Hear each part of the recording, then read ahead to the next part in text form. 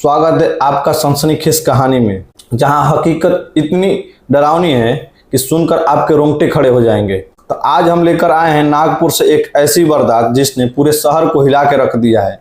एक बीमार पति, उसकी पत्नी और एक प्रेमी, प्यार, शक और कत्ल की ऐसी कहानी है जो आपके दिल को दहला के रख देगी। तो क्या आप तैयार हैं? तो चलिए शुरू करते हैं। नागपुर का एक आम सा मोहल्ला जहां रहते थे चंद्रसेन रामटेक। उनको 2 साल पहले लकवे का अटैक आता है और वे बिस्तर पर पड़ जाते हैं। कहीं आ जा नहीं पा रहे थे।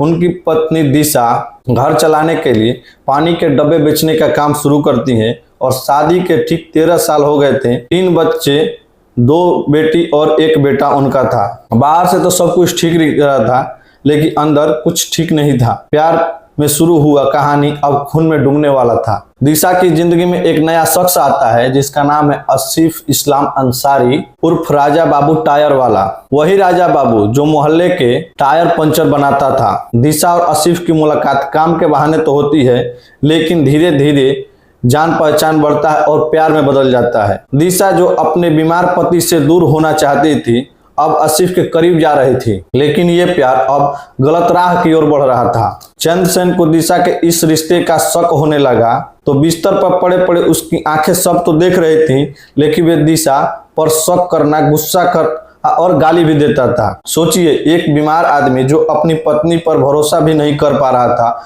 एक पत्नी जो अपने पति को बातें बर्दाश्त नहीं कर पा रही थी। यहीं से शुरू हुई एक खतरनाक साजिश। दोस्तों, दिशा और आसिफ ने मिलकर फैसला किया कि चंद्रसेन को रास्ते से हटा देते हैं, लेकिन ऐसा वे डायरेक्ट नहीं कर पा रहे थे। फिर एक दिन आता है 4 जुलाई, वो दोपहर का वक्त होता है, जहां चंद्रसेन घर में सो रहे थे और बच्चे शायद बाहर होंगे।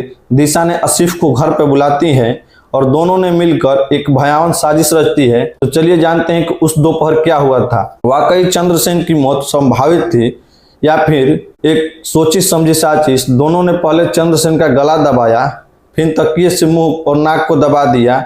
एक लाचार बीमार इंसान जिंदगी बस चंद पलों में खत्म होकर रह गई। मोहल्ले वालों को लगने लगा कि बीमारी से चंद्रसेन की जान चली गई है, लेकिन आनंद फानन में उसे अस्पताल ले गया गया, लेकिन डॉक्टरों ने उसे मृत घोषित कर दिया। सबको लगा कि चलो, इतने दिन से लकवा से ग्रसित था, अब तो मर गया। बात यहीं खत्म नहीं होती है दोस्तों, ये तो अभी कहानी के पहले पन्ने थे। आगे आगे पन्ने तो अभी खुलने बाकी थे। फिर पोस्टमार्टम होता है और सब कुछ बदल के रख देता है। पोस्टमार्टम रिपोर्ट में निकलता है कि गला दबाकर हत्या किया गया है। अब पुलिस हरकत में आई और सबसे पहले दिशा पर शक हुआ। पुलिस ने दिशा से पूछताछ शुरू की, लेकिन दिशा बार बार यही कहती कि मुझे कुछ नहीं पता है। पुलिस ने मोहल्लों में जाकर छानबीन शुरू की तो पड़ोसियों ने बात कही कि धीरे धीरे आसिफ का नाम सामने आया। पुलिस को पता चला कि दिशा और आसिफ का चक्कर चल रहा था। यही वे कड़ी थी जो इस कत्ल का राज खोलने के लिए काफी थी। पुलिस ने आसिफ को हिरासत में लिया और दिशा पर दबाव बढ़ाया। आखिरकार दिशा टूट गई और उसने सारा सच उगल दिया कि कैसे दोनों ने मिलकर चंद्रसेन को मारने की योजना बनाई और कैसे कत्ल को बीमारी का रूप देने की कोशिश की जा रही थी। दोस्तों, पुलिस ने दिशा और आसिफ दोनों को गिरफ्तार तो कर लिया, लेकिन एक माँ जिसने अपने बच्चे को सिर से पिता का साया छीन लिया, एक प्रेमी जिसने प्यार के नाम पर कत्ल की साजिश रची। सोचिए, उन तीनों बच्चों का क्या होगा जिस माँ बाप अब दोनों सलाखों के पीछे हैं। बाप रहा नहीं, माँ सलाखों के पीछे है। ये कहानी सिर्फ एक कत्ल नहीं है दोस्तों, बल्कि एक विश्वास है, छल है और उस प्यार को गलत राह पर तक पड़ा। सच कितना भी छिपाओ, एक न एक दिन सामने आ ही जाता है। पोस्टमार्टम की ये रिपोर्ट दिशा और आसिफ की सारी चालाकी को बेनकाब करता है। तो दोस्तों, आपको क्या लगता है, क्या दिशा प्यार सही था या फिर उसने जो किया वो सिर्फ अपराध था? हमें कमेंट करके जरूर बताएं। अगर आपको ये कहानी पसंद आती है तो चैनल को सब्सक्राइब करें और वीडियो को लाइक करें।